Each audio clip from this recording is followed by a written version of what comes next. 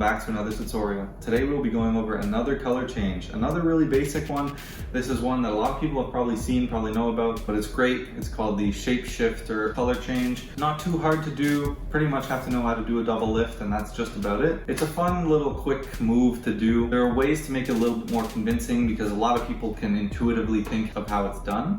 So there are a few ways where you can, kind of stump some people that I'll get into. But yeah, without further ado, let's just jump right into the Shapeshift color change. All right, so in terms of the Shapeshift color change, we'll take the 9 of hearts and I'll just give it a little flick and you'll see how it changes right into the Jack of hearts. So in terms of some exposure, don't know how much exposure this needs. We'll take the Jack of hearts, all right? And we'll change it right into the 9 of hearts. All right, so this is going to be a pretty quick breakdown. Essentially, all you're doing is taking the top card and you're putting it back to back with another. So that's why this shift is best performed on the top of the deck. There's no real reason to ever do it on the bottom of the deck, so don't worry about that. So you're going to take whatever card you want to change, you put it on top. Whatever card you want to change it for is second from the top. It's another 1-for-1 kind of switch. So as you take that card, one thing I like to do is, make sure that card is away from the deck at some point. Don't just come here, flip, and then do the shape shift. If you're gonna flip, take the card away from the deck, at some point flash the back, and even let the spectator handle it. That's a good idea. Now when you come back, in that time, you can easily grab a pinky break. So just do the push off, push the card off, and pull it back, and you get a pinky break. Now, you're gonna throw that card on top and pick up both cards at the break, okay? So this should be something that's pretty easily done with not much hesitation. And you go from there. When you pick up this card, you're gonna wanna grab it from the top right and bottom left corners, okay? So you bring it, you put it on, you pick it up, you can pick it up however you want, and then you wanna readjust to these corners. So usually if I'm not in the right position, I'll just take the thumb and middle finger, quickly hold, and we'll exchange that card for the thumb and middle finger of the right hand, holding onto the top right and bottom left corners if you're facing from my point of view. So we're holding those corners, like I said, between the thumb and middle finger. And then we're gonna do this. We're gonna pivot the card, so now the other two corners are between the thumb and middle finger of the deck hand. Now you can do this without a deck, but it makes the cleanup more difficult. I will explain how to clean this up and how I clean this up in the uses and other ideas section, but it's much easier to clean up and it's very, justifiable and well performed with the deck in hand. So that's what I would recommend. So you're gonna use the thumb and middle, kind of pivot this card sideways, so now you're in this position. What you're gonna do is you're going to pull down a little bit with the deckhand fingers. So you're gonna bow that card up. And then you're just gonna release the middle finger and it'll cause the card to kick off the deckhand thumb and pivot around this axis between the index and thumb of the right hand, okay? Like that. So you might be finding that if you're just doing the flick, the card kind of stops in this weird halfway position. That'll just come with practice.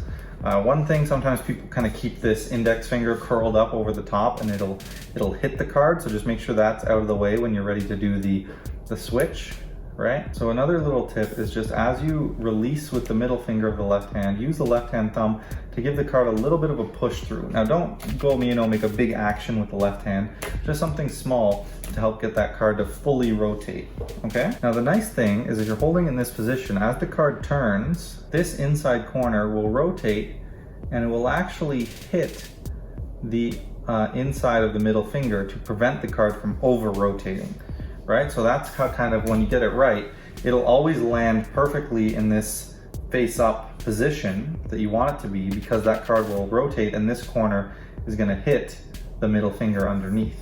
Okay, so you don't really have to worry about over rotating this card. Now under rotating, like I said, that's a problem. That can be helped with slowly just kicking through the thumb a little bit, just giving it a little extra boost and also having a nice good snap off the middle finger, and then you'll get enough rotation. Now it was definitely a little bit of a knack, but with some practice, it's definitely a very good change and it's not too difficult to do.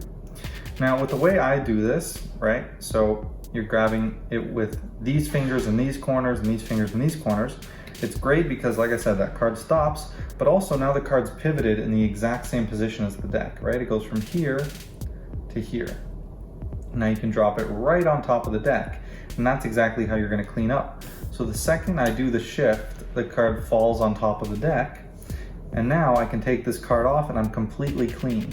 Hand that out right away to the spectator. The last little thing I do the switch, drop, hand it out, and as all their attention is on this card, and as they're focused on picking up that card, because I hand it to them, I'm just gonna secretly Charlier cut the deck. And what that's gonna do is add another little convincer, because most people are pretty smart when they see this change, and they'll wanna see this card, right? People do that all the time. You know, it's just one of those shifts, and that's just kind of the way it works. So I'll drop it, hand that out, and I'll one-handed, you know, cut the deck as I hand that card out. Now, if anyone asks, show me, it was just the next card, then I'll be like, no, it's not, it's actually none of these. And that can just help make it a little bit more impossible, especially if that's what you're going for. It's a good way to hide the method. Now, if you're wondering about the discrepancy of the card being kind of horizontal to then being vertical, aligned with the deck, right? They'll see the card like this, and then all of a sudden it's like this. I mean, that's just one of the things that kind of comes with this change. I know there are ways of doing it where you can keep the card in the same orientation. I've heard about it, I've never really, you know, seen it or looked into it, just because I don't use this a whole lot. But that might be out there, and if you're interested, you can definitely go look into that. But I think, you know, it's not something that, you know, 99% of people pick up on. I've never had someone pick up on that, so I wouldn't worry about it too much. And if you use a couple of the subtleties that I've talked about, you should be fine. So for those subtleties, right, you just want to do this, drop the card on the deck, and then as you push off, make sure you're showing that back. That's a great subtlety. Before you do the shift, just quickly show the back as you place the card on top and you pick up the double. You do the shift, drop the card on top, you know, hand it out as you're doing a Charlier cut, and now you've hidden all the evidence. So those are two little nice subtleties of showing that back of the card and doing the Charlier cut. I'll do a more in-depth video on the Charlier cut at some point, so I'll just go over it quickly here.